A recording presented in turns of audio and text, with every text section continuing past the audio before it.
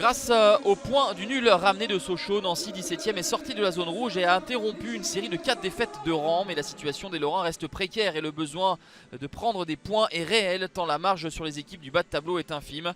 Sauf qu'en face se présente la JOCR 4e, l'une des équipes en forme du championnat. En témoigne son dernier succès 6-0 face à Niort avec notamment le meilleur buteur du championnat, Mickaël Lebihan qui avait brillé.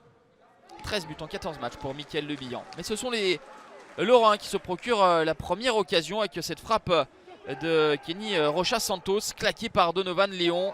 Une nouvelle fois les joueurs de Jean-Louis Garcia à l'offensive avec ce très bon travail de Kenny Rocha Santos qui va trouver Ernest Seka pour l'ouverture du score. Ça fait 1-0 pour la SNL à la demi-heure grâce au défenseur central guinéen de 33 ans qui marque son premier but de la saison.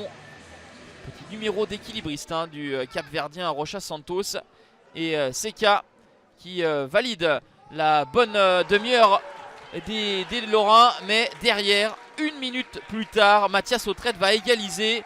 La mauvaise relance, plein axe et la frappe du coup de pied de Mathias Autrette. 6e réalisation pour l'ancien Lensois qui a marqué lors de chacun de ses 4 derniers matchs. 34e minute, désormais Lebihan qui va travailler pour Hamza Saki. 3e but pour le Marocain et 2-1 pour la JOCR qui a réussi à revenir dans la partie puis passer devant en l'espace de 4 minutes. Les rôles sont un petit peu inversés, c'est l'habituel passeur Hamza Saki qui est buteur grâce à Mickaël Lebihan. À la pause, c'est Auxerre qui mène 2-1. Tout d'abord mené, les Auxerrois ont ensuite fait parler leur efficacité offensive. 31 buts depuis le début du championnat pour la JOCR. C'est la meilleure attaque de Ligue 2 BKT. Mais là ce sera la défense qui va être en difficulté avec cette faute sanctionnée par monsieur Durieux, arbitre luxembourgeois. Et c'est Amine Bassi qui va égaliser à 2 buts partout pour l'AS Nancy-Lorraine. Auxerre qui s'est mis en difficulté tout seul avec cette prise de risque dans la surface de réparation et la faute de Birama Touré. Derrière, Amine Bassi qui tire plein axe pour tromper Donovan Léon. Nouvelle opportunité pour Auxerre avec Rémi Dugimon qui vient couper ce corner au premier poteau.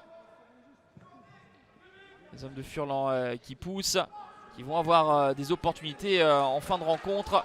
Mais la vigilance de Baptiste Valette devant Axel Ngando. Auxerre finit mieux cette partie avec cette reprise qui nécessite l'intervention décisive de Baptiste Valette. On va en rester là, 2 buts partout avec ce point du nul. Nancy gagne une place et se retrouve 16e. Auxerre pour sa part est invaincu depuis 8 rencontres désormais mais glisse en 5e position.